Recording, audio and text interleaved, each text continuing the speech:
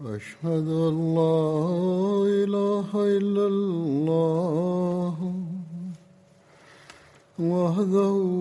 لا شريك له وأشهد أن محمدا عبده ورسوله أما بعد فأعوذ بالله من الشيطان الرجيم بسم الله الرحمن الرحيم الحمد لله رب العالمين الرحمن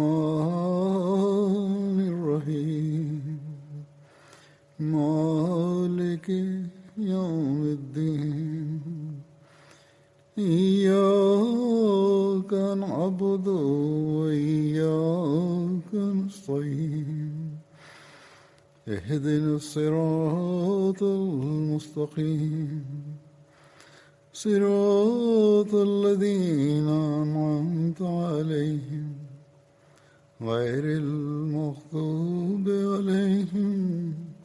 ولا الضالين يا أيها الذين آمنوا كتب عليكم الصيام كما كتب على الذين من قبلكم لعلكم تتقون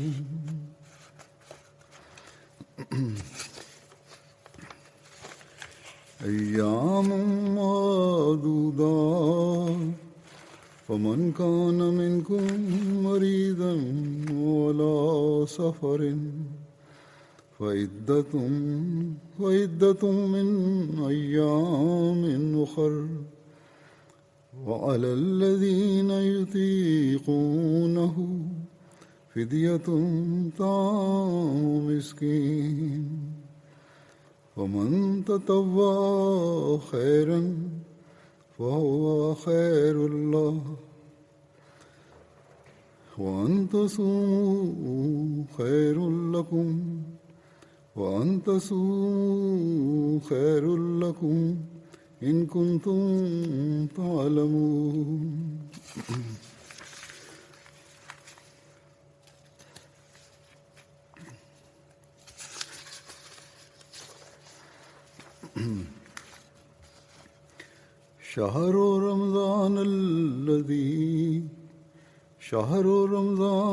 شهر رمضان الذي أنزل فيه القرآن هدى للناس وبينات من الهدى والفرقان فمن شهد منكم الشهر فليصم ومن كان مريضا على سفر فعدة من أيام أخر يريد الله بكم اليسر ولا يريد بكم العسر ولتكملوا العدة ولتكبروا الله على ما هداكم ولعلكم تشكرون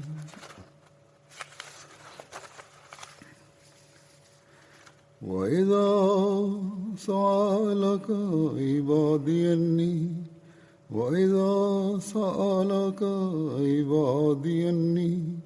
فإني قريب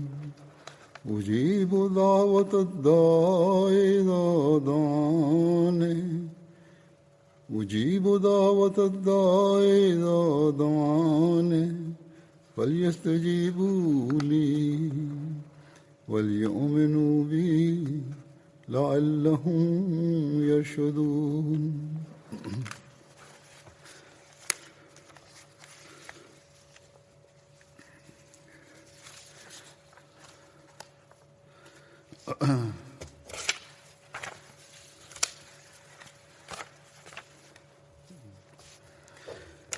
これらの諸説の翻訳は次の通りです。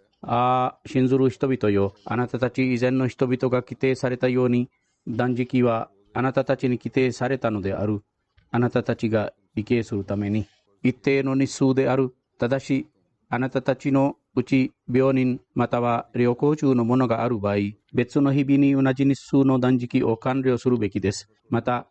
余裕のあるものは、貧者への給食によって償いをするべきです。したがって、任意に善行をなすものがあるならば、それは彼のために裁量だ。そして、あなたたちが断食することは、あなたたちのために裁量である。もしあなたたちが知るならば、ラマダン月こそは人類のための素晴らしい共同として、かつその共同と聖者の識別の名称として、コランが下された月である。したがって、あなたたちのうちこの月を迎えるものあるならば、彼はその断食を行うべきである。ただし、病人、または旅行中の者は別の日々に同じ日数を完了するべきです。アッラーはあなたたちに便宜を欲し、難儀を欲せず、これはあなたたちが日数を全うするため、かつアッラーがあなたたちに賜えた共同に対して、あなたたちがアッラーを賛美するためである。また、あなたたちが感謝をするためである。そしてまた、我のしもべたちが我について何時に問うときは、我は確かに近くにあり、我に祈るならば我は懇願する者の祈りに応えるだろう。したがって、彼らは我に耳を傾け、我を信じるべきだ。彼が正しく導かれるために。神の恩寵により、私たちは今年もラマダンの月を過ごしています。ラマダンの月を迎え、それを過ごすことだけは十分ではなく、あるいは早朝にセヘリを食べて断食を始め、夕方に断食を開けることだけが断食の目的を果たしていないということを私たちが覚えておくべきです。むしろこれらの断食で、そしてまたこれらの断食のために、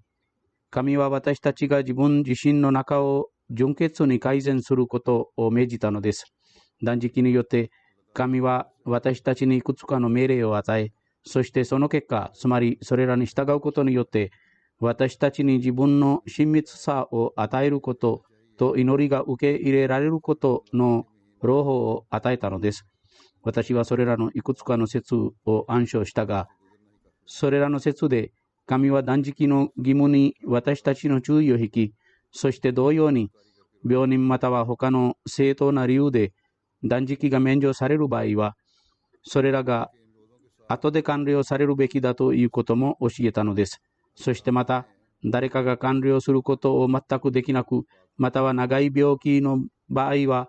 その償いがあります。しかしながら、後で断食を完了する場合にも、税制的な余裕があれば、償いをするのは裁量です。それから、聖クランの重要性とその啓示について述べたことによって、私たちが教えられたのは、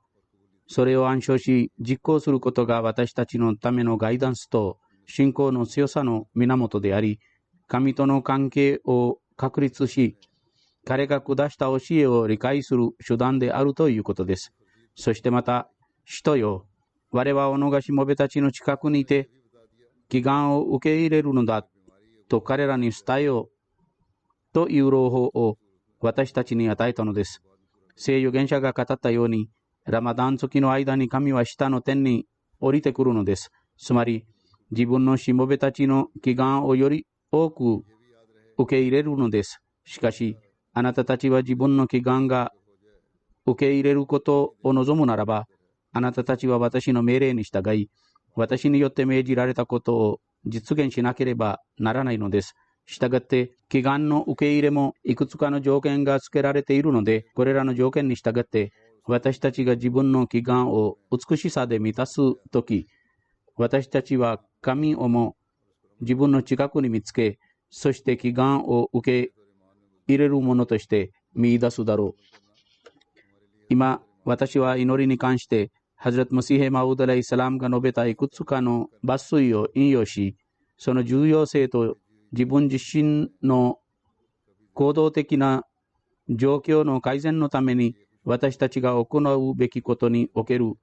祈りの条件、その哲学とその意味深さについて彼によって説明されたことの中から一部を提示します。私たちのうちの多くの人は表面的に祈願してから神は私たちの祈願を受け入れなかったというのです。それはまるで私たちが神に何かをするように言い、彼がそれをするべきであったかのようです。つまり神は彼らの命令に従うはずで、彼らが何を望んでも、どのように望んでも、彼らの行動はどのようにあっても、神は私たちの言うことを受け入れるべきだということを、神はそれができないものだと明らかにしたのです。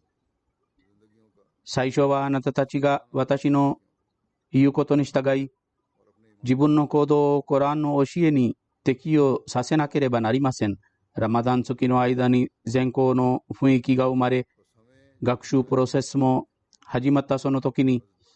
私の指示と命令を見て考慮し、耳を傾け、そしてそれに従ってください。あなたたちの信仰がどれほど強いかと自分の信仰を調べてください。何かの困難にあったり、試練を被ったりするとき、信仰が揺らぐのではないでしょうか。とにかく、これはしもべが最初に手順を実行する必要があるというような課題であり、それが最高潮に達すると、神の憐れみと思いやりがあふれ、彼の恩寵が盛り上がるのです。したがって、これを理解することは私たちにとって非常に重要です。ハズラト・マシーヘ・マウドはこのように述べています。祈りはイスラム教の特別な誇りであり、ムスリムたちはそれを非常に誇りに思っています。しかし、祈りとは単なる口頭でのぺちゃくちゃしゃべりの名前ではなく、むしろそれは心を神への恐れで満たすものです。そして、祈願する人の魂は水のように流れ、神の身元にひれ伏し、自分の短所、過ちに対して、強力で全能なる神から力、強さと許しを求めるのです。そしてこれは、言い換えれば、死と呼ぶことができる状態です。この状態が可能になったとき、受け入れの扉が彼のために開かれ、悪を避け、善行に固執するための特別な力と恵みと不罰さが与えられるのです。この手段は最も協力的です。ですから、これこそが祈りのやり方であり、神の近しいものとなる手段であり、祈りが受け入れられる方法かつ、罪から救出される方法です。私たちの罪が許され、神は私たちに喜んでいるというのをどうやって知ることができるのかという質問は最近非常に一般的になっています。このことについてここでハズラト・マシーヘ・マウードは規則的なことを述べたのです。つまり人間が真の努力を払った永続的な関係である神との真の関係が確立されるならば、悪を避ける忍耐力を彼に与える神の恩寵がもたらされるのです。むしろ悪を避けるだけでなく、善事を行い、永遠に善事を遵守する力が与えられます。そうでなければ人は自分が神に近づいたとは言えません。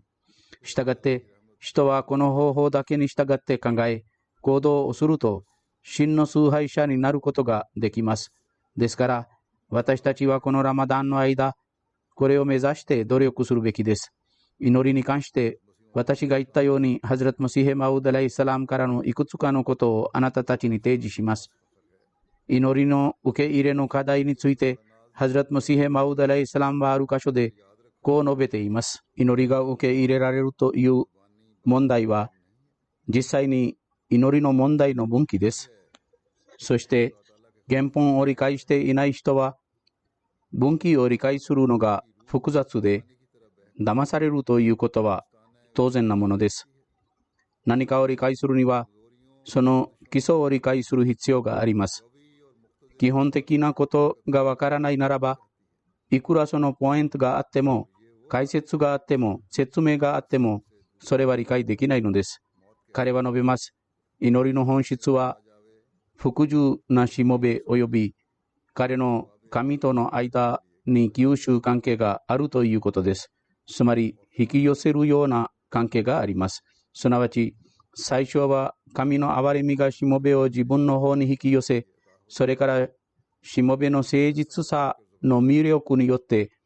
神は彼に近づくのです。しもべの努力が真理と心の誠実さをもってなされれば、神はしもべに近づきます。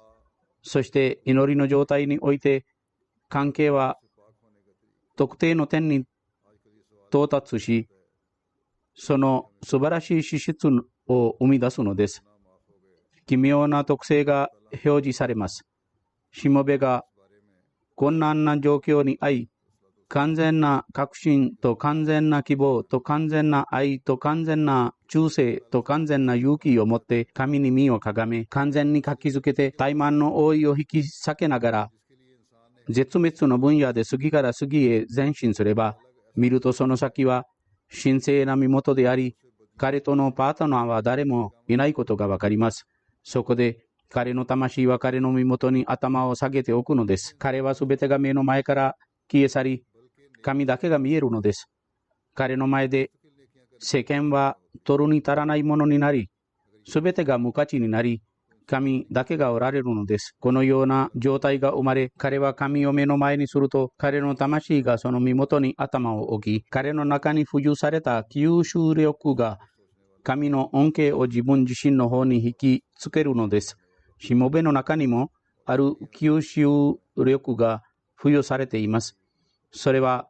神の恩恵を吸収し始めるのです。そこで神はこの仕事を完了するよう注意を向け、すべての基本的な手段に祈りの効果を置きます。つまり、その仕事が行われるために必要とする基本的な手段やそれに関する重要なものや必須なことに自らの影響を及ぼし、それによってその目的の達成の必要な手段が生み出されるのです。例えば、雨のための祈願がある場合、祈願の受け入れの後、雨に必要なものはこの祈願の効果によって生み出され、飢饉のための呪いが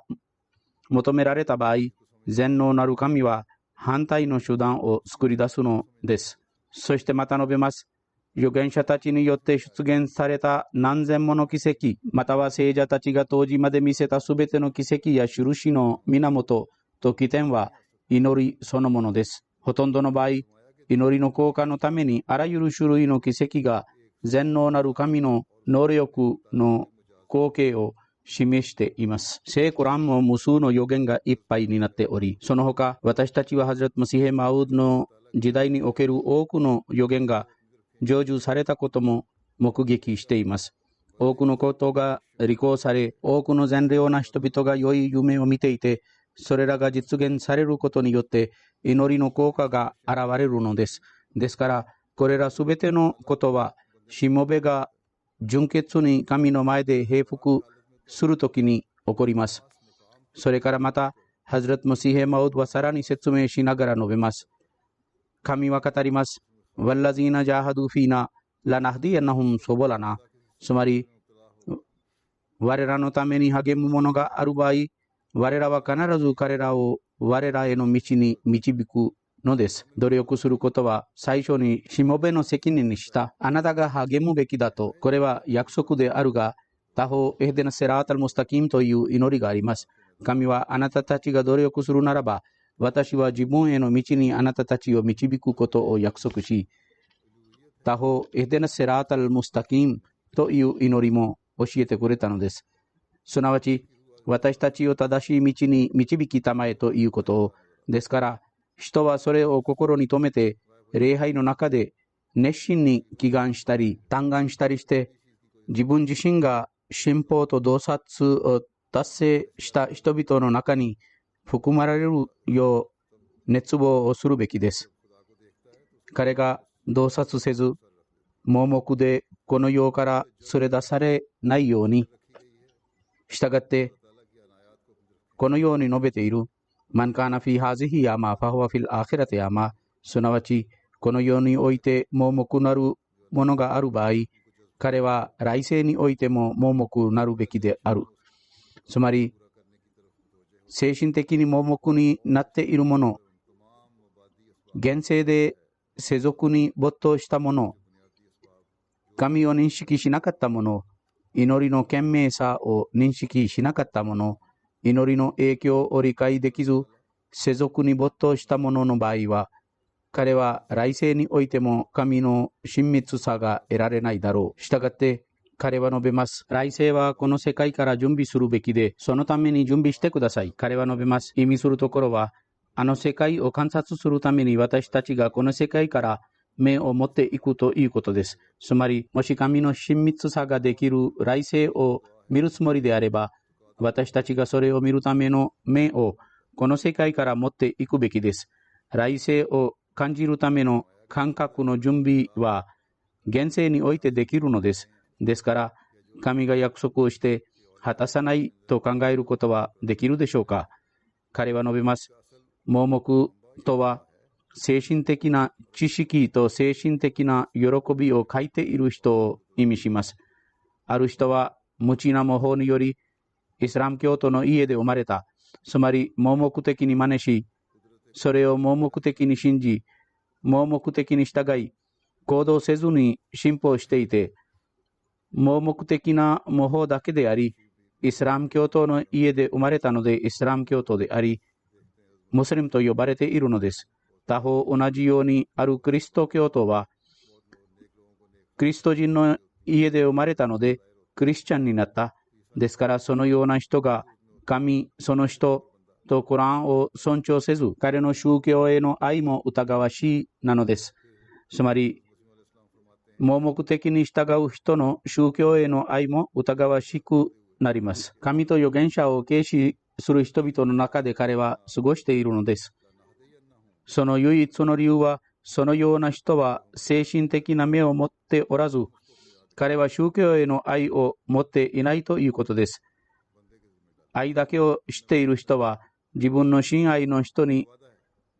反抗して何かを望むことはできるでしょうか。真の愛がある場合、愛する人は自分の最愛の人に反対して何も望むことはできないのです。つまり、神が教えているのは、もしあなたたちがそれを受け取る準備ができているならば、我はあなたに宗教を与える準備ができているということです。したがって、この祈りを遵守することこそが、このガイダンスを受け取る準備です。ですから、この日々の間によくこれを祈っていてください。つまり、イフデナセラータルムスタキン、すなわち、神は私たちを正しい道に導き、心を浄化して真の崇拝者にし、そしてまた、神のしもべたちへの権利を果たせるものにするように、そして今日、過激派がやっているようにならないように、つまり、神と預言者の名前を借りて不正行為が行われているのです。神がそのような不義者たちの悪からすべての人を保護するように、神が私たちを許せないほど私たちが罪深くなっているという人もいます。罪深い人がどれだけ許されると質問をすることもあります。そして自分が許されないと思って次々に罪に落ちてしまうのです。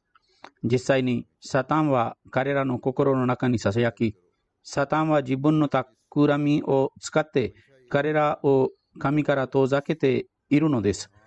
ですから、そのような人がサタンの手によって遊ばれているのです。しかし、ハズラト・マシー・マウドは私たちがサタンの攻撃と束縛を逃れる方法に言及しながら述べます。罪人は自分の罪の多様性などを考えて祈ることをやめるべきではありません。つまり罪が非常に多くなったため祈るのを決してやめないでください。彼は言います。祈りは解毒剤です。結局彼は祈りを通してどのように罪を憎むようになったのかを見るでしょう。祈りこそが罪を避けるための治療です。絶えず祈ると罪さえも憎まれるようになり、サタンは逃げ去っていくだろう。罪に没頭して祈りの受け入れを絶望し、悔い改めに向かわない人々は、最終的に預言者たちと彼らの影響をも否定するようになるのです。そしてまた、彼は預言者たちから遠ざかれ、宗教から離れながら無神論までついてしまうのです。したがって、イスラムは罪深い人々にも希望の光を与えるのです。そして私たちがどのようにして悔い改めるべきか、その雰囲気を作り出すために、神は毎年ラマダンのこの月を私たちに示すのです。ですから、この月から利益を受けるべきです。ハズラト・マシヘ・マウドは、おジーボクッラド・アーエカという自分への啓示に言及しながら述べます。私には、高貴なる神よりのおジーボクッラド・アーエカ、つまり、我はあなたのすべての祈りを受け入れるという明白な約束があります。しかし、クッラとは、それを受け入れなければ危害が加えられるという意味をすることを私はよくわかります。つまり、すべての祈りとは、どの祈りも受け入れられるだろうということを示していないのを私は理解しています。クルとは受け入れられなければ危害が加えられるということを意味するが、神は訓練と改善を望んで拒否することさえも受け入れられることのようです。時々人はある祈りに失敗し、神が彼の祈りを拒否したと思うが、実際神は彼の祈りを受け入れ、その受け入れの方法は拒否の形になるのです。なぜならば、彼のために隠れている真の良さと善は、その拒否におけるものであるからです。人は近視眼的であり、遠視的ではなく、率直であるから、彼が神に何かを祈り、そしてそれは外見的に彼に役立たないと、彼は神が私の祈りを受け入れなかったと神について邪推をするべきではない。彼はすべての人の祈りを受け入れてくれるのです。彼は言います。ウドゥーニアスタジブラクン、つまり我に祈れ、我はあなたたちに答えるだろうと。秘密と隠し事であるのは、懇願者のための善と幸福が祈りの拒否されることにあるということです。つまり、懇願者のための善と良さは祈りが受け入れられないということです。そしてまた、このことについてさらに説明しながら彼は述べます。祈りの原則は、神が祈りを受け入れる際に私たちの恐れや欲望に従うはずはないということです。ご覧ください。子供たちは母親にとって非常に愛しくあり、彼らが決して傷つけられないということを彼女は望むのですが、子供が無駄を主張し、鋭いナイフまたは明るく輝いている火の残り火を求めた場合、母親は真の愛と心の思いやりにもかかわらず、子供が火の残り火を取り、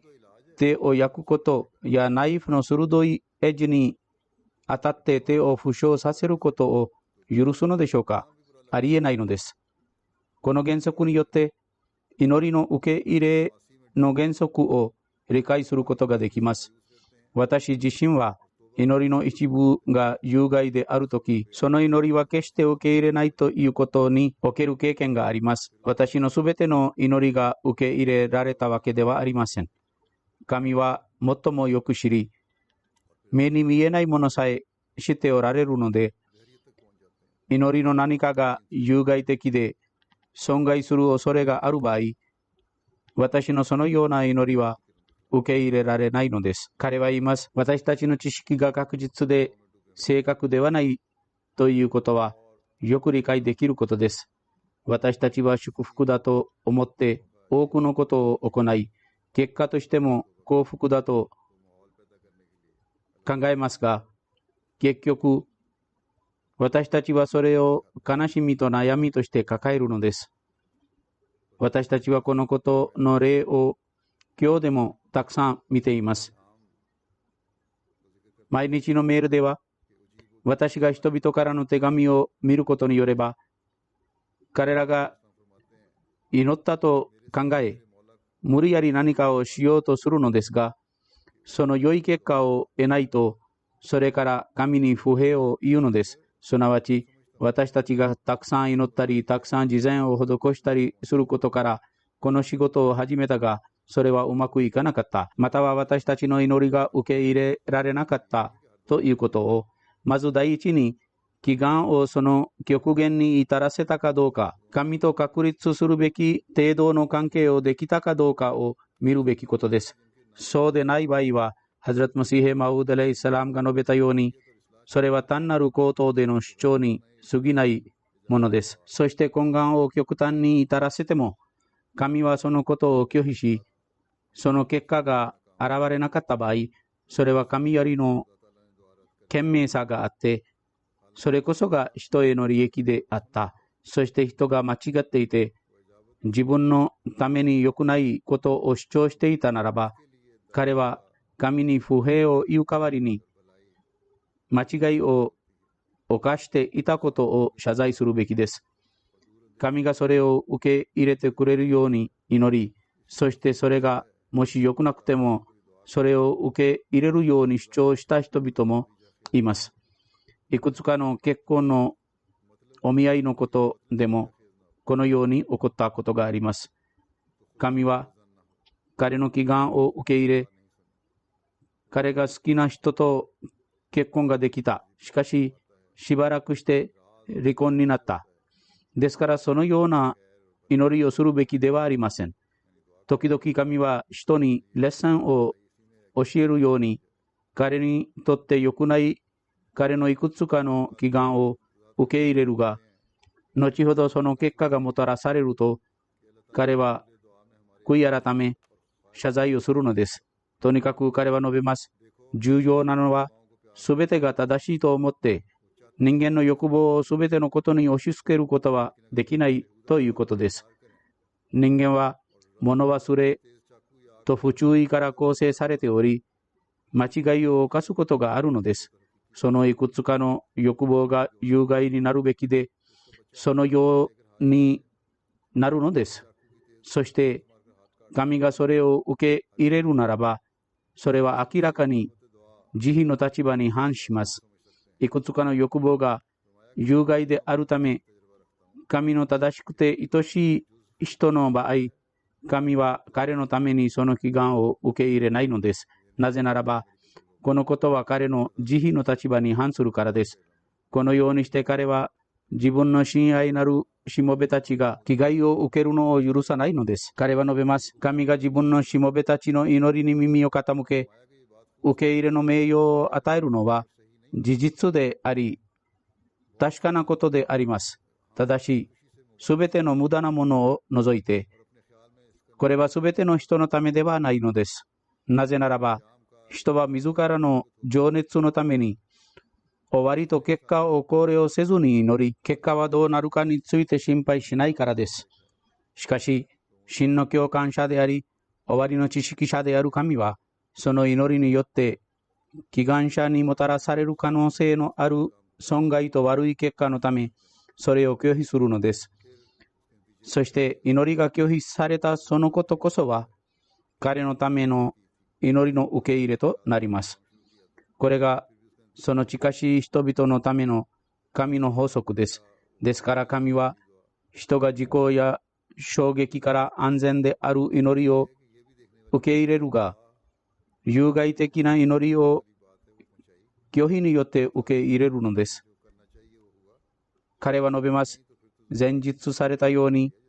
ウジボクラドアエカという啓示が繰り返して私に下されたのです。言い換えれば、その事柄として有益で役立つすべての祈りが受け入れられるだろう。彼はこれの解説においてすべての有益な祈りが受け入れられるだろうと述べたのです。彼は述べます。私はこの考えを心に抱くと、私の魂が喜びと楽しみに満ちているのです。約25年か30年前に、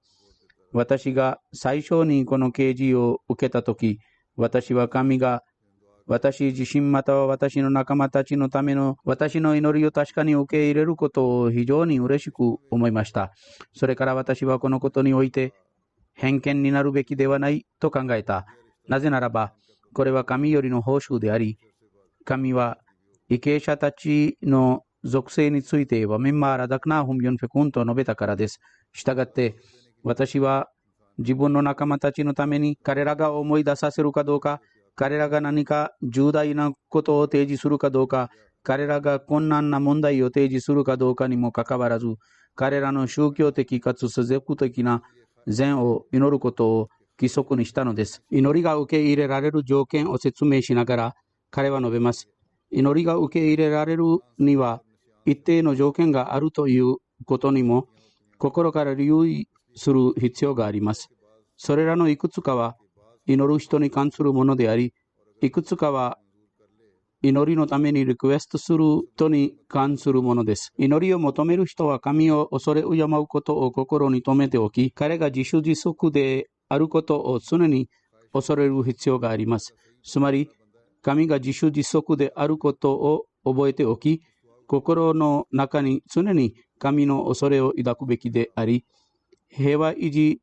と神の崇拝を自分の習慣にするべきです。これらは重要なことです。つまり、平和を維持し、神を崇拝するのを自分の習慣にしなければなりません。そして、畏敬と誠実さをもって神を喜ばすと、この場合、祈りのために受け入れの扉が開かれます。このような状態が作り出され、これらのすべての条件が満たされると、神は祈りの受け入れの扉を開きます。しかし、彼がもし神を怒らせ、彼を絶縁し、戦争し、彼の命令に従わず、神への権利も人間への権利も果たさないならば、彼のいたずらや不正行為は祈りの道における障壁と岩になります。つまり、岩のようになって妨げ、受け入れの扉が彼のために閉鎖されます。そのような人のために祈りの受け入れの門が閉ざされ、彼自身の祈りも受け入れられず、彼が祈りを求めた人の彼のための祈りも拒否されるのです。彼は述べます。したがって、私たちの仲間たちは私たちの祈りを無駄になるのを防ぎ、彼らの卑猥な行為によって引き起こされる可能性のある障害で、それらの道を妨げないようにするべきです。この行動が正しくない場合、あなたのための私の祈りも拒否され、むしろあなたたちの行動はその受け入れの道を妨げるだろう。そしてまた、祈りが受け入れられるためには、人が信仰的に強くなることも必要です。これは基本的な条件です。そしてまた、善行をなすものであるべきです。善行について前にも言及されたのです。つまり、神が述べたように、我の言うことにラベックと言って我に従うこと、つまり神に言われたことに積極的に答え、それらに従うことなどであり、それが祈りの受け入れのために必要とする基本的なことです。このことを説明しながら、ハズラトのシーヘマウドライスラムはこう述べます。行動を遵守しない人は祈るのではなく、むしろ神を試すということは事実である。ですから、祈る前に自分の全力を尽くす必要があり、それこそが祈りの意味するところです。最初に人は自分の信念と行為を見なければなりません。なぜならば、神の習慣によれば、改善はその手段に従うからです。改善のための必要な手段を提供してから自己改善をしようとすれば、改善することもできるのです。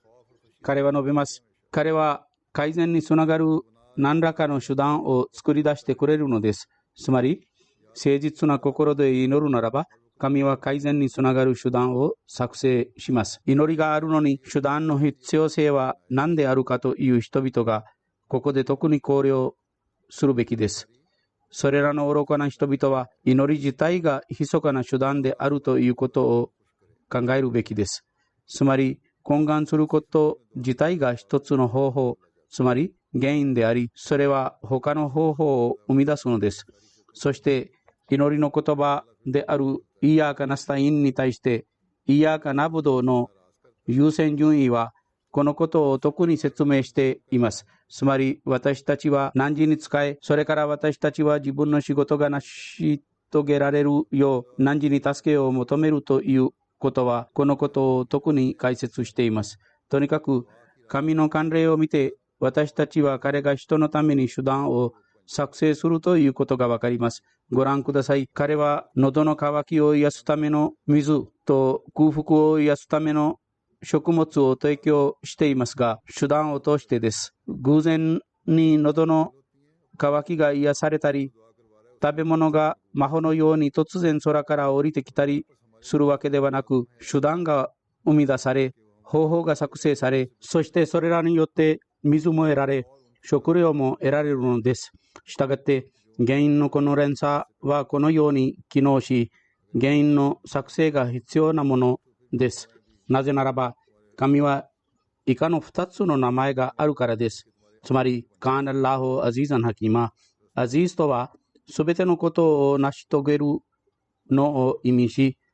そしてハキームとは、すべてのことを知恵を持って機会や必要に応じて適切に行うことを意味します。植物や無生物に付与された様々な特性を考慮してください。コンブルスだけを見てください。少しだけを飲めば下剤になるのです。同様にスカモニアもまたしかり、神は何気なく下剤ができることや水なしで喉の渇きが癒されることができる能力があります。つまり、便秘を癒せることや水なしで喉の渇きを癒せることは神の能力によってもできるものですが、その能力の脅威が知らされる必要もあります。神に創造されたこれらのものはその能力の脅威であり、それらについて知る必要もあります。なぜならば、自然の脅威について知識と認識が増えれば増えるほど人は神の属性について知ることができ、彼の近しい人となることができるからです。医学や天文学から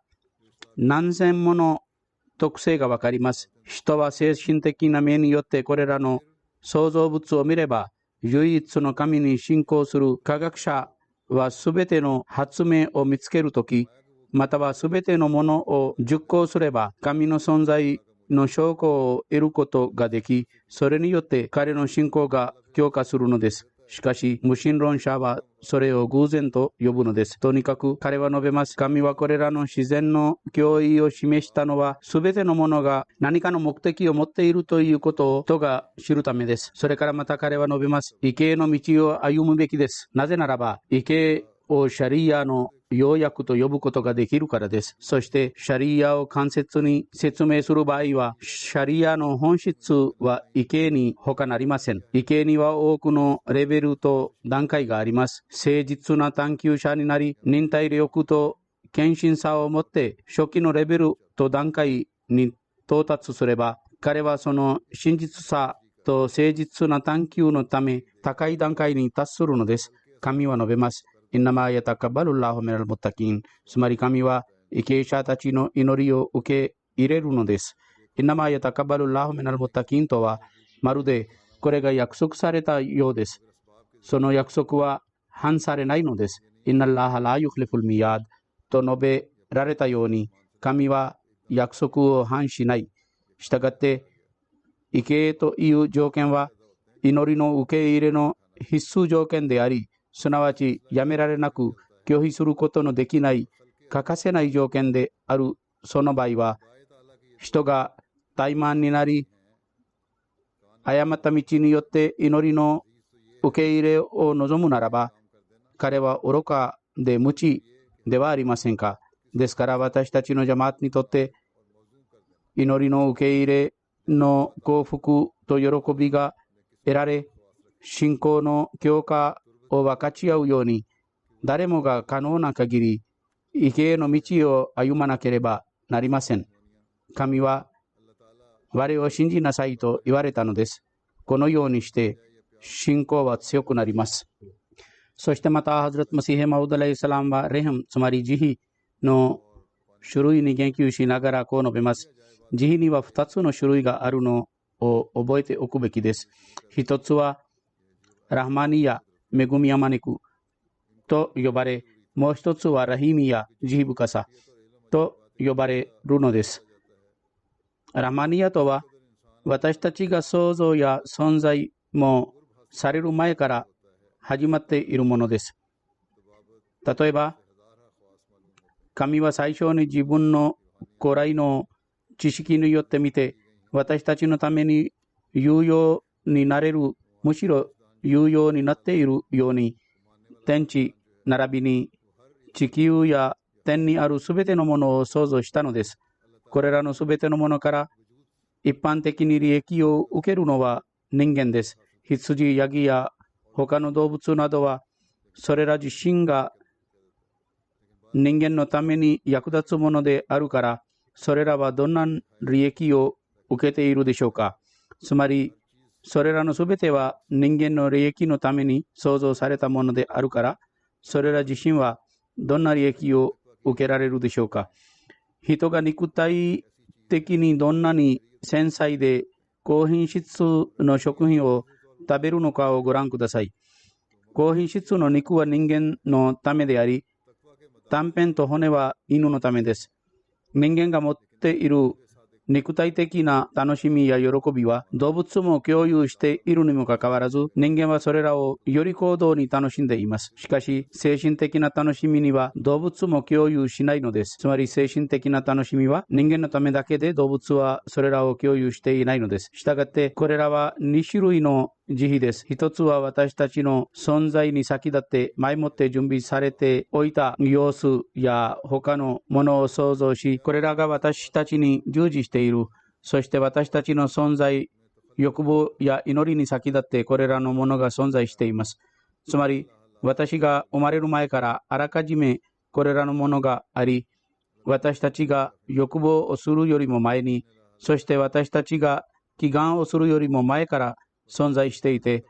ラハマニヤの必要性から生まれたものです。つまり、これらのすべてのものは神のラハマニヤのおかげで生まれた。そして2番目の慈悲はラヒミヤです。すなわち、私たちの根幹によって神が与えるということです。考えてみれば、自然の法則は常に祈りに関連していることがわかります。神と私たちの祈りとの関係についても私は説明したいのです。彼は述べます。つまり人間と祈りとの関係について説明しています。赤ちゃんは空腹からミルクを求めて泣き叫ぶと、母親の胸にミルクが溢れて入ってくるのです。赤ちゃんは祈りの名前すら知りませんが、どうして彼の叫び声がミルクを引き出すのですか。これは誰もが経験を持っています。時々観察されますが、母親がミルクを感じさえしないのですが、ミルクを引き出すのは赤ちゃんの叫び声です。ですから、私たちの叫び声が神の前にあるとき、それらは何も引っ張ることができないのですか。もちろん引っ張るのです。そして、すべてを引き出すのですが、哲学者や学識者と言われている盲目の人が見えないのです。赤ちゃんと母親との関係や絆を念頭に置いて、人は祈りの哲学を考慮すれば、それはとても簡単で分かりやすくなります。第二の慈悲は、求めた後に生まれる慈悲であるということを教えています。つまり、求めれば求めるほど与えられるだろう。Ud'uni yastajib lakumとは、言葉の口調ではなく、むしろ人間性に本質的なものです。そしてまた、このことの重要性に言及して、求めることは人間の特徴であり、受け入れることは神の仕事であるということを述べたのです。彼はこう述べます。物乞いは人間の特徴であり、応答は神からです。理解せず、信じない者は嘘つきです。私は前日したように、彼に述べられた子供の例は、祈りの哲学をよく解説しています。ラハマニヤとラヒミヤとは別々のものではないのです。ですから、一方をやめて他方を望んでいる人は何ももらえないのです。ラハマニヤの要件は、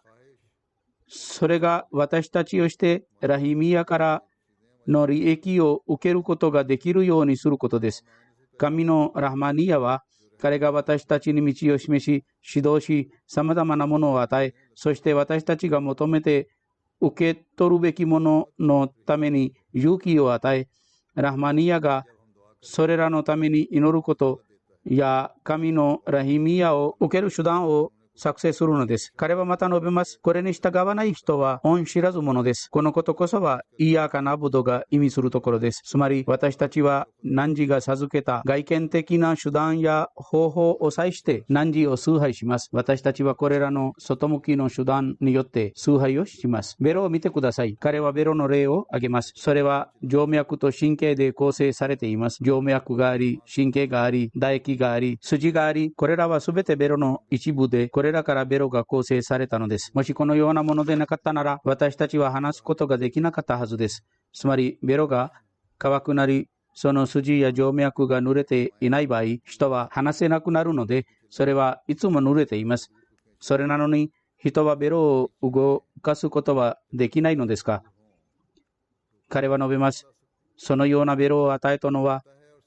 祈るためであり、心の思いを表現できるためである。そしてまた、心の思いを表すために、それを与え、それによって私たちは物を言うことができます。私たちがもし祈りのために決してベロを使用しなければ、それは私たちの不幸です。多くの病気があって、それらがベロに感染すれば、それはすぐに機能を失ってしまい、よって人は口が聞けなくなります。したがって、私たちにベロを与えてくださったのは、どんなに素晴らしいラヒミエットでしょうか。同様に、耳の構成においてもまたしかり、ベロを与えることに対して、ここに多分、ラハマニエという言葉があるはずだと私は思います。いずれにせよ、神がベロを与えたことも彼のラハマニエである。同様に、それを使用することですが、私たちにその使い方を教え、私たちがそれを利用していることもラヒミエトである。同様に、耳の質感に違いがある場合、何も聞こえなくなります。同様に心の状態です。それが付与された謙遜と謙虚の状態や思考と熟考の力は、病気になれば全てがおそらく役立たなくなるのです。狂人を見てください。彼らの能力はどのように無駄になってしまうのですか。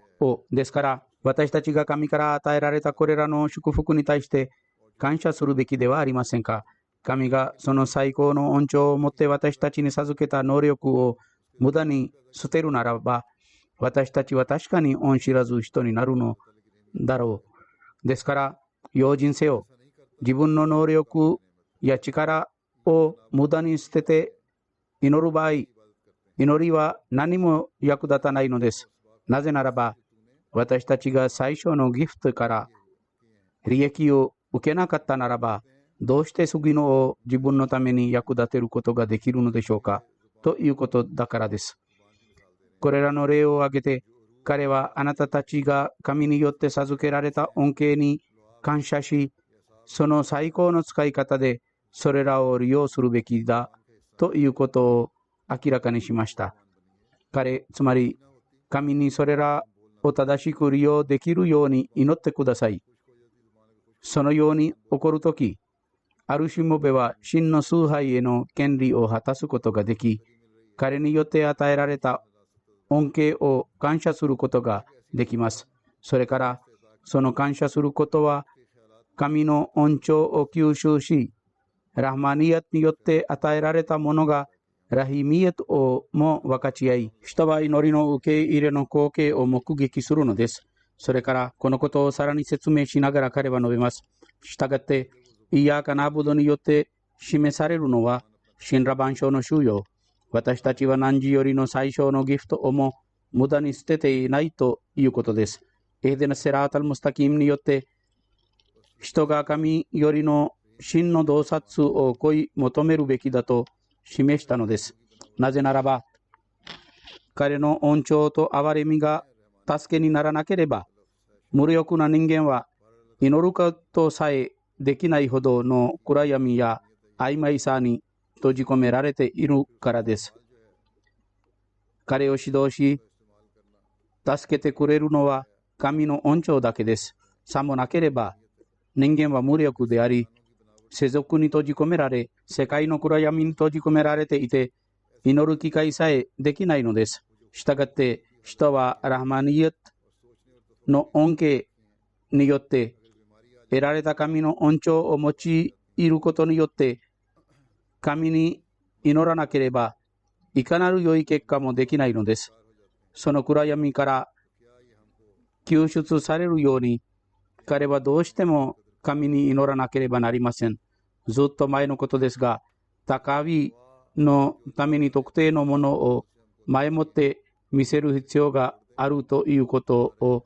私は英国法で見たことがあります。高みとは地主が借りる農業ローンです。ここでもモルトゲージと呼ばれるローンを借りる場合は、それに自ら一部の金額を加えるか、保証をするか、何かのものを提示する必要があります。つまり実効的に何かを提供する必要があります。同様に自然の法則を見てください。つまり私たちがすでに受け取ったものをどのように使ったかということを、もし知恵、理性、目と耳を持っていて迷わず狂気や愚かさに陥ったりしていなければ、神に祈ればさらなる神の恩恵を得られるでしょう。つまり、もし人間は神によって与えられたすべてのものを得て迷わなかったならば、神がこれらのものを授けたからにして祈ってください。そうすれば、神の恩寵がもっと増えるだろう。さもなければ、剥奪と不幸の兆候があります。つまり、祝福が適切に使われていなければ、祈りは役立たず、かえって人は剥奪と不幸に関与するのです。ですから、私たちはこのことをよく考慮するべきです。彼はまた述べます。自然の法則の中に祈りの受け入れの例があり、そしてすべての時代に神は生きている例を示すのです。そのために彼は、エディナセラータルムスタキン、セラータルラジーナアナアムタアレヒムという祈りを教えたのです。これは神の意志と掟であり、それを変えることができる者は誰もいない。エディナセラータルムスタキンという祈りから、私たちの諸行を完全で完了させたまえということがわかります。つまり、それらを全うし、完成させることを、これらの言葉を考えてみると、外見的に祈るという命令がテキストによって暗示されることがわかります。つまり、外見的に祈ることが命じられ、正しい道への指導を求めることが教えられている。それは確かに暗示されているが、その直前のイヤーカナブドーはイヤーカナスタインは、それを有益にすることを教えています。つまり、正しい道の目的地に着くために、健全な能力を使って神の助けを求めるべきです。イヤーカナブドーはイヤーカナスタインが教えているのは、正しい道に達成したいのなら、あなたたちが神によって授けられた能力を利用し、正しい道を歩むために神の助けを求めるべきだということです。したがって、外見的な手段を考慮することは重要で、それらをやめる者は恩知らず者です。善行をするためにも神の助けを求めるべきです。彼は述べます。神は私たちに心の思いや意図を表現できるようにベロを与えたのは祈るためだと。そしてまた述べます。同様に彼は謙遜と服従の状態を心に付与し、考慮と思考の力を授けたのです。したがって私たちがこれらの力や能力を無駄に捨てる場合は、祈りは何も役立たず有益になるはずはない。なぜならば、私たちが最小のギフトを利用しなかったならば、次のをどうして有益にすることができるだろうか。ですから、エヘデナセラータルムスタキームに先立つイヤーカナブドは、私たちが汝からの最小のギフトを無駄に捨てていないということを示しています。用心せよ。ラハマニエットの本質は、それがラヒミエットから恩恵を受けることができるようにするということです。そのために神はウドゥーニーアスタジブラクムと述べたのです。そしてそれは単なる言い過ぎではなく、むしろ人間の尊厳がそれを要求しているのです。物乞いは人間の特徴であり、神に属しない者は不義者です。つまり神に祈ることを遵守しない者は不義者です。祈りは非常に至福を与えるような状態であります。私がどんな言葉をもってこの喜びと楽しみを世界に伝えることができるのかを残念に思うのです。これは感じることでしかわからないのです。要するには、祈りが必要とすることは、まず第一に善行を行い、信仰を持つということです。なぜならば、自分の信念を正さず、善行をせずに祈る人は、まるで神を試しているかのようだからです。重要なのは、エフデナセラータルムスタキムという祈りは、私たちの商業を完成し、全うさせたまえということを目的としていることである。そしてまた、セラータルラジーナアンアムダアレヒムを言って、さらに説明したのです。つまり、私たちは自分が導かれるように望む道は祝福されたグループの道であるということです。そして怒りを被ったグループ、つまり自分の悪行のために神の懲罰にあった人々の道から守りたまえ、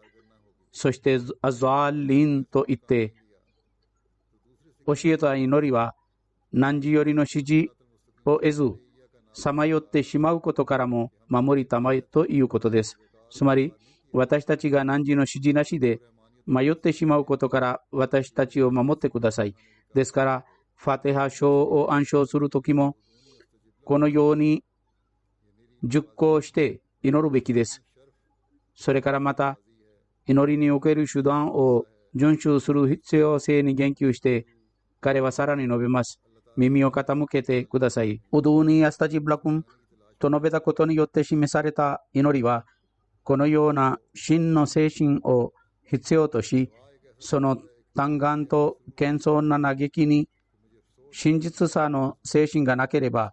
それは無意味な騒ぎに他なりません。そしてまた手段を遵守する必要がないと誰かが言います。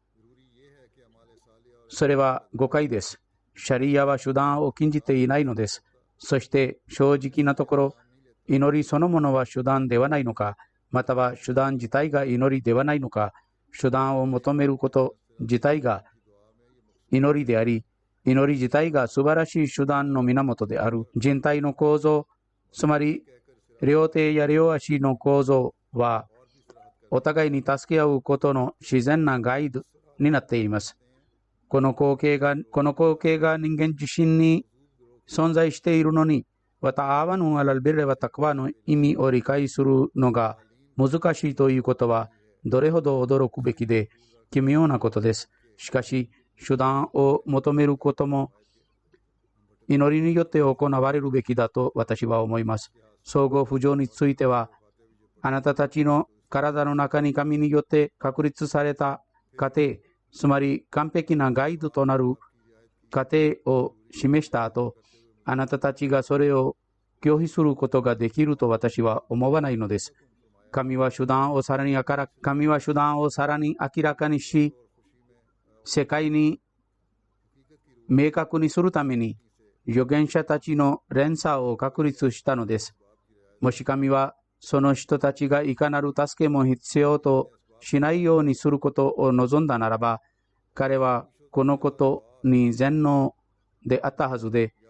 全能に増しますが、それでも彼らがマンアンサーリーエラッラーを言わざるを得ない時が彼らにやってくるのです。彼らは一枚の食パンを小敷のように叫ぶのですか？いな、マンアンサーリーエラッラーを言うことにも栄光があります。彼らは手段を遵守することを世間に教えたいのです。つまり、祈りの一部であるこれらの世俗的な手段を提供することも必要だということを、一方彼らが神を完全に信じ、彼らの約束を確信しているのです。彼らはインナラナンソロロソラナワラジーナアマヌフィルハヤティドニアという神よりの約束を知っておられるのです。すなわち我らは必ず我らの人たち並びに彼らを信じる人々を現世において援助するでしょうと彼は述べます。これは確実で決定的な約束です。神は誰かの心に助けの考えを置かなければ誰かがどうして助けることができるかと私は思っています。ですから預言者たちも手段を必要としますが、彼らは神の前でひれ伏し、そして神は彼らのために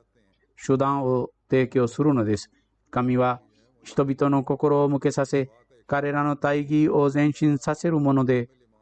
ある援助者たちを提供するのです。祈願が参照して礼拝の目的と祈願を参照して礼拝の目的と重要性に言及しながら彼はこう述べます。祈願こそは礼拝の真の目的と本質であり、祈願することは神の自然の方に完全に従っています。例えば赤ちゃんが泣いたりして不安を示すとき、母親はどのように落ち着きがなくなり彼に母乳を与えるのはよくあることです。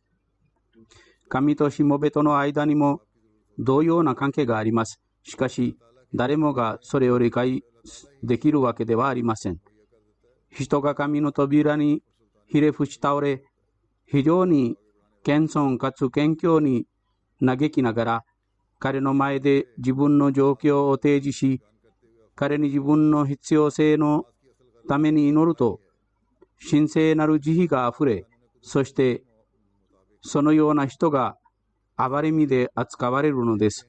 神の恩恵と恩寵のミルクもある種類の嘆きを要求します。したがって彼の身元に嘆きの名を提供するべきです。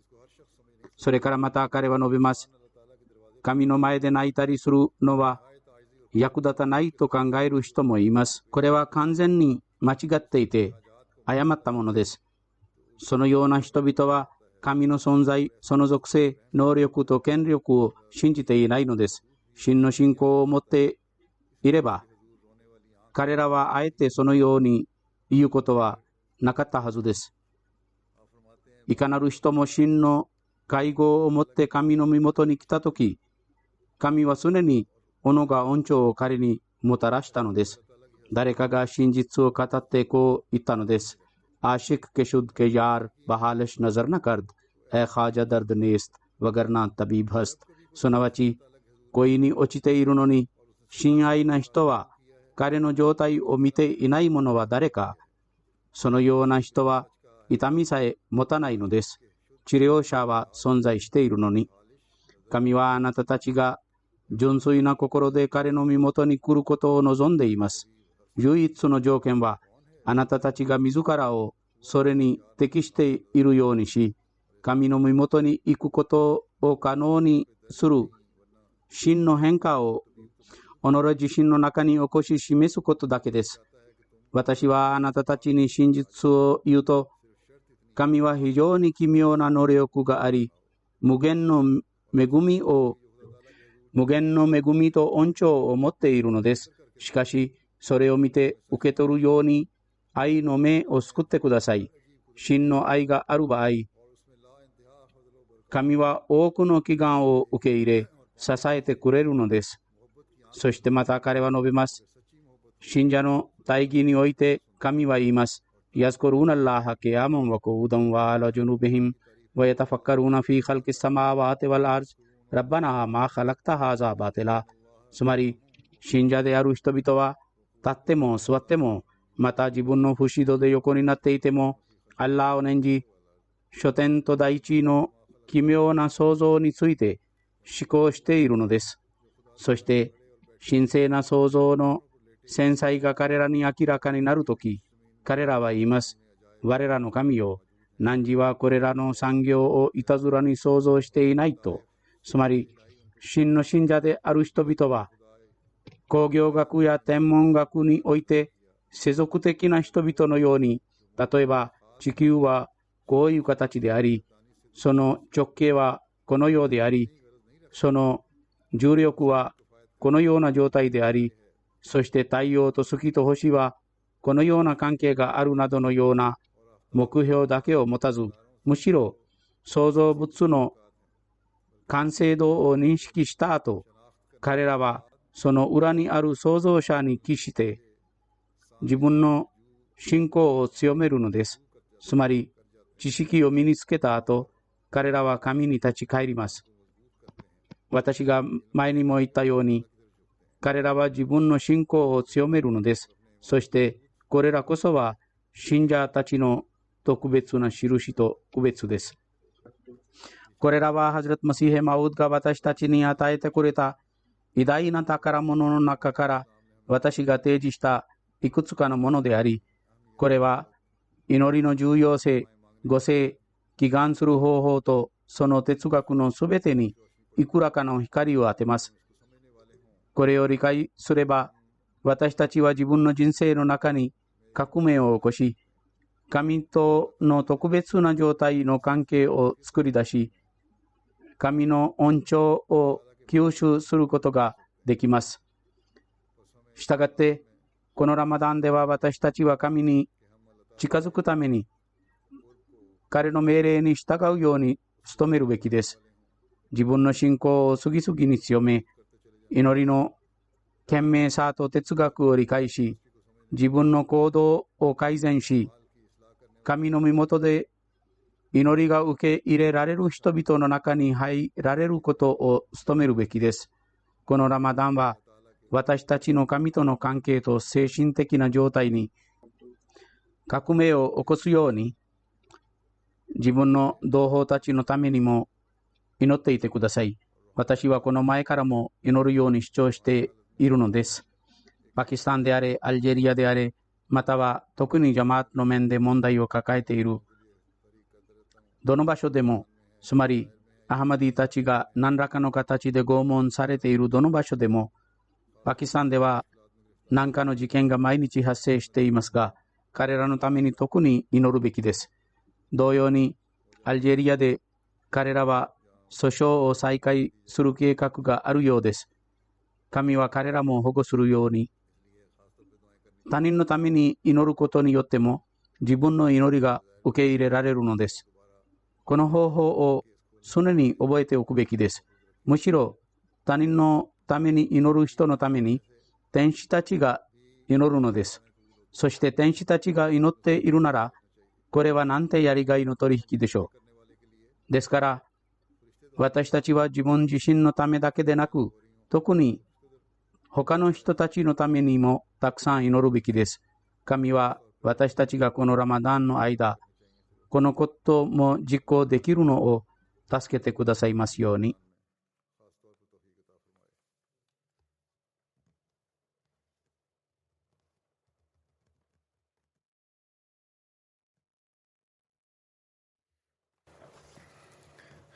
الحمد لله الحمد لله نحمده ونستعينه ونستغفره ونؤمن به ونتوكل عليه ونعوذ بالله من شرور أنفسنا ومن سيئات أعمالنا ومن يهده الله فلا مضل له ومن يضلل فلا هادي له ونشهد أن لا إله إلا الله ونشهد أن محمدا عبده ورسوله عباد الله رحمكم الله إن الله يأمر بالعدل والإحسان وإيتاء ذي القربى وينهى عن الفحشاء والمنكر والبغي يعظكم لعلكم تذكرون اذكروا الله يذكركم وادعوه يستجب لكم ولذكر الله أكبر.